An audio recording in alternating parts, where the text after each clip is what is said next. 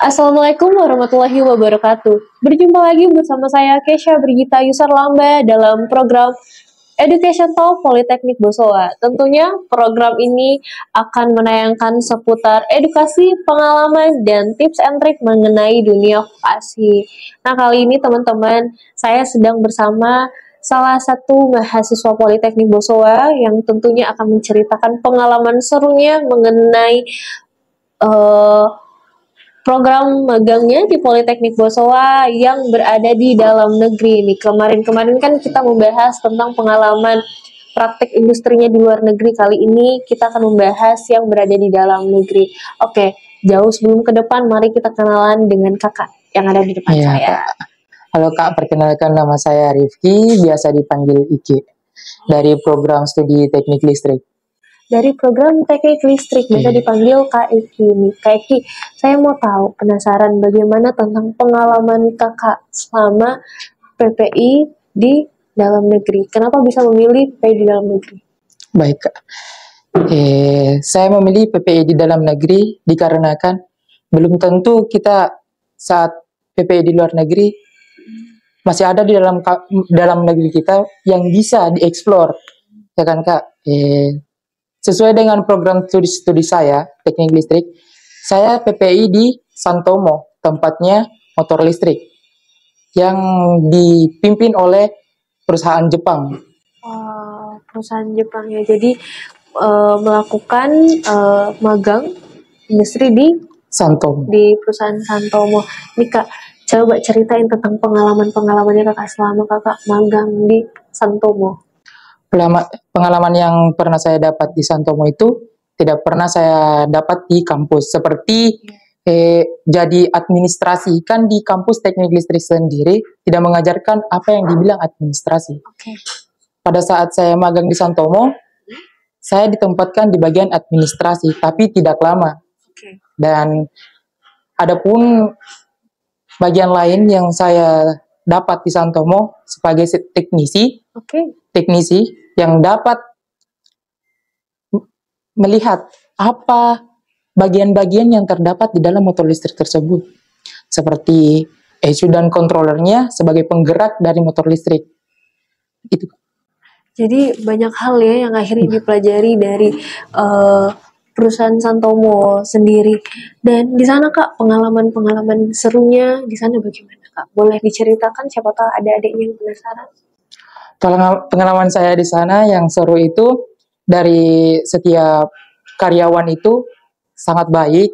Dia mengajarkan kita satu persatu, tahap demi tahap yang kita tidak tahu, sehingga kita bisa tahu apa kegunaan dari benda ini, apa fungsi benda ini. Yang seperti saya tahu juga, ternyata solder itu Kak, ada dua macam. Ada yang solder yang dari pemanasan besi, dan ada juga yang baru saya tahu yang itu solder uap. Dan di situ saya mempelajari solder uap sampai-sampai saya ditugaskan sebagai ahli solder suap di situ. Wah, ternyata banyak hal yang didapatkan di sana ya Pak ya.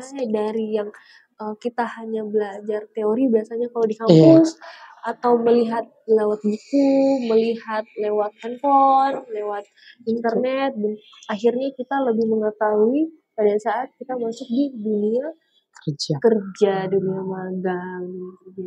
Nah, Kak, kalau boleh tahu nih, penasaran, kira-kira tadi kan kakak singgung, ini kan perusahaan Jepang ya? Iya. Bagaimana sistem waktunya di sana? Sistem waktu di sana itu kita ditentukan jadwal masuknya itu jam 9.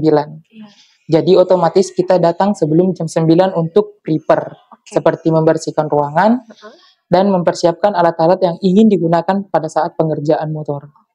Gitu Kak. Dan adapun seperti tugas-tugasnya di Santomo itu ada beberapa macam.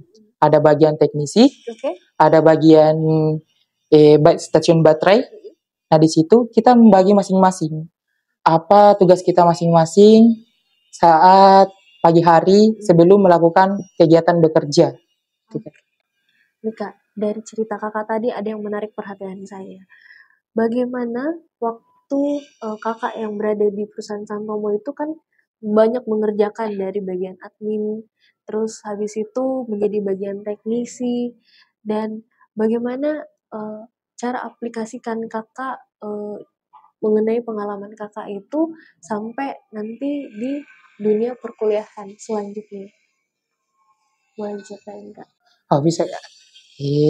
Tentunya seperti tadi Kak, yang administrasi. Pada saat saya pengerjaan proposal begitu Kak, saya sudah mengerti bagaimana penggunaan Word, bagaimana penggunaan Excel, bagaimana cara memasukkan data-data yang penting, bagaimana cara pengarsipan, seperti itu Kak. Dan bagaimana cara sebagai teknisi itu, bagaimana cara kita mengerjakan suatu alat dengan teliti, gitu Kak. Ternyata sangat bermanfaat ya Kak ya, sampai Kakak bisa mengaplikasikannya nanti pada saat kembali ke jenjang perkuliahan.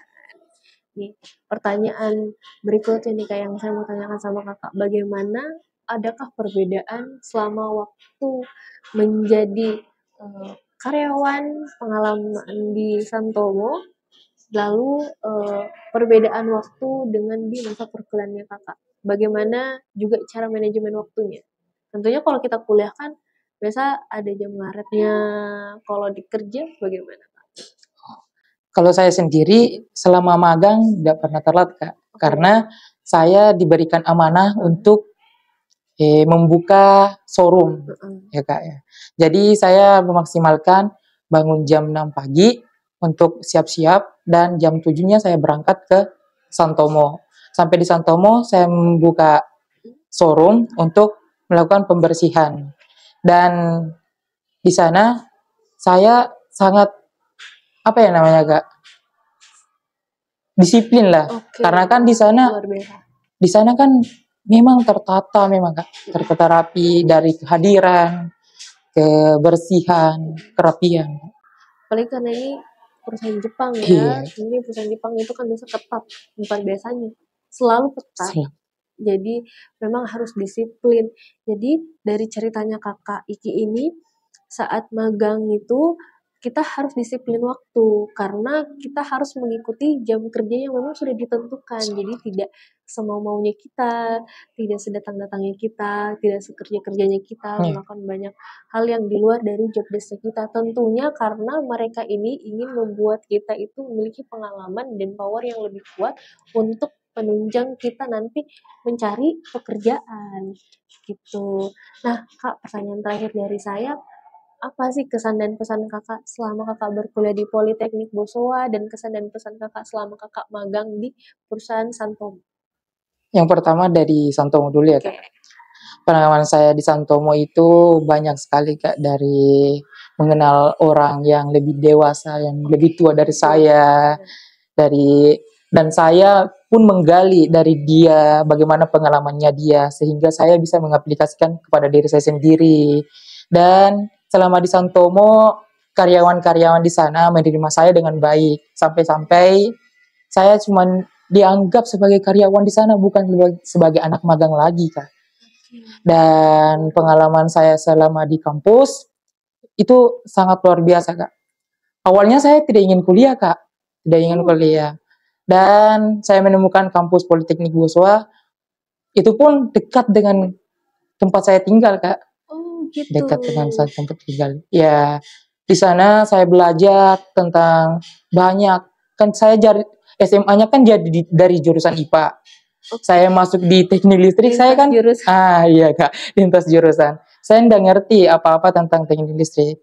Nah, pada saat saya masuk di dunia perkuliahan ini, saya banyak belajar tentang dunia kelistrikan dari teman-teman yang dari SMK kelistrikan. Saya bertanya sama mereka, ini bagaimana, ini fungsinya apa, dan sampai sekarang alhamdulillah saya mengerti sedikit dari tentang kelistrikan di dunia ini.